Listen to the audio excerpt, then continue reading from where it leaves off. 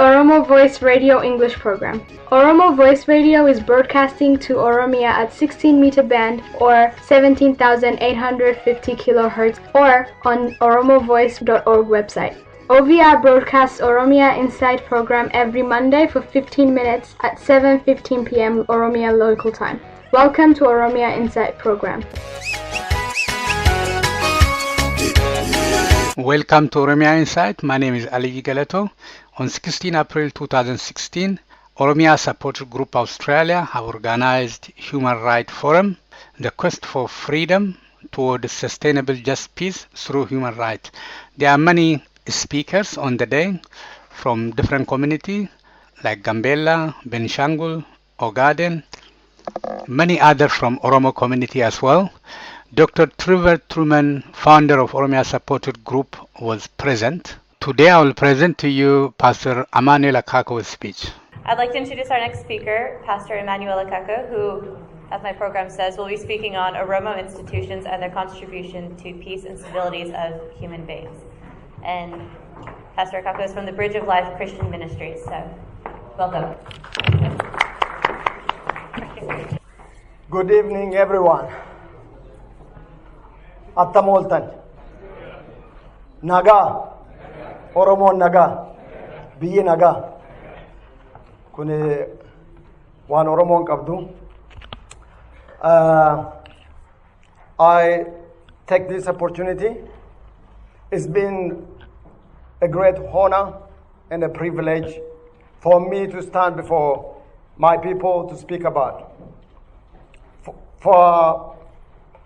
Moreover, Dr. Trevor Truman, we know you on paper, on the writings, on the articles. Now physically I got that opportunity to see you in front of me.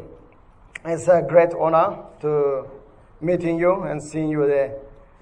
It's been really, when I was in Kenya, I used to read about your article, what you write about human rights, about Oromo's cause. I was in a refugee camp. That every time we write case or help people whom don't even know the English, we used to get a phrase, a quote from what you express on the media and put forward for the United Nations High Commission for Refugees so that the case can be heard. Having said that, the suppression of human rights in Ethiopia, as you all know, is not something that new, especially for most of us. In one way or another, we all have experienced. The degree may vary from person to person. When innocent people of all walks of life being mistreated, beaten, killed, denied right to speak, to express their freedom, to practice, to support anyone they want, whomever they decide to support. When they have been imprisoned for very, very long time, and most of the time they are left even in the cell until the regime of that kind is being toppled off, to replace with another dictator while they are in the jail before getting any fair judgment.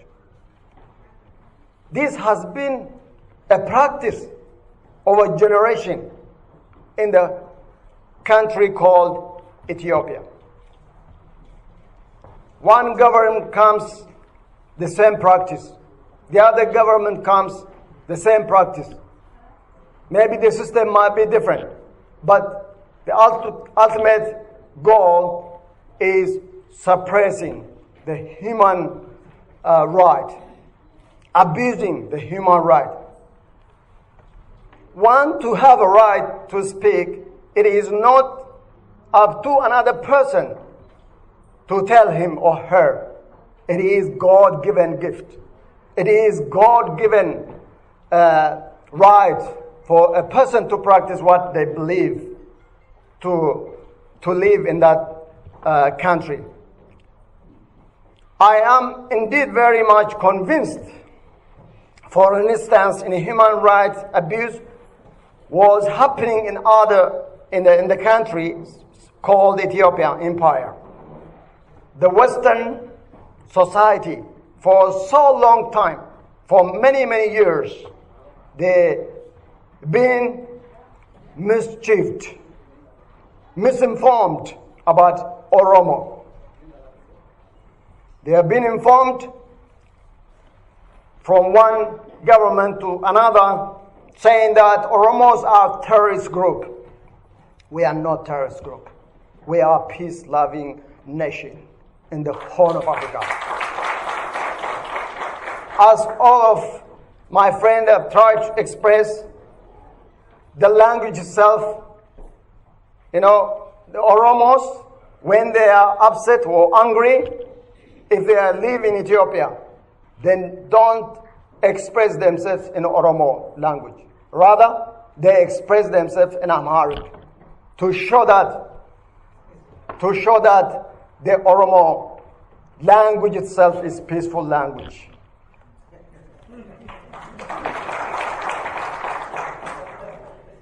So, because of such what I've just said, the Western society, civilized society, democracy-loving society have been for a long time ignoring, not having enough knowledge about Oromos.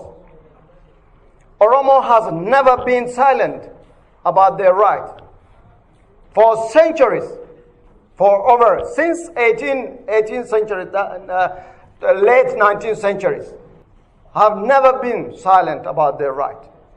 But the Kobe generation, there's a time, in my belief, according to the Bible, there's a time for everything. There's a time to die. There's a time to grow. There's a time to do. There's a time to sleep. There's a time for everything. This time has come now. The Kobe generation, when they are very educated with the mass media, they are able to now expose the things that our people have been struggling for long time.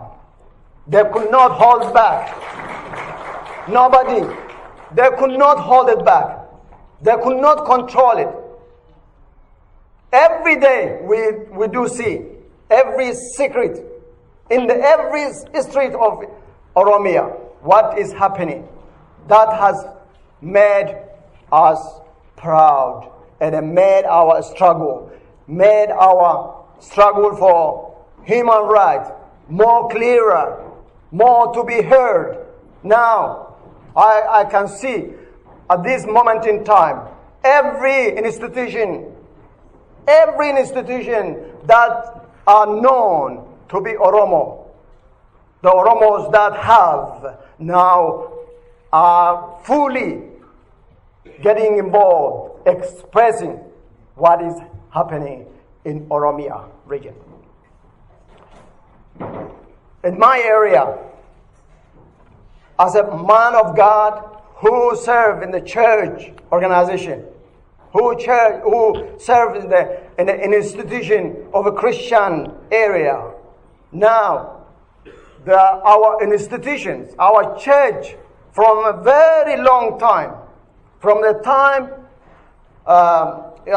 historically 18th or late 18th centuries, from the time where Christianity was introduced into Ethiopia or Oromo areas, the church has never been silent. The church has never been. And maybe in the form of an institution, may not, but individuals who believed, who loved the right of other people, they made it clear from time to... This is historically clear. I'm not making up. It is something that everyone knows. No, in the struggle of Oromo itself, there are so many people who were from the church background. Not to forget, it's not only a church, Muslim also. Our brothers, every single, there was no, because of the religion, there was no hold back for Oromos to struggle. When I was in Kenya, I lived in Kenya 9 years before I came to Australia. When I was in Kenya, we started Afan Oromo service. When we started Afan Oromo service, there was a big war. There was a big war against us, saying that the OLF has started a church. It wasn't OLF.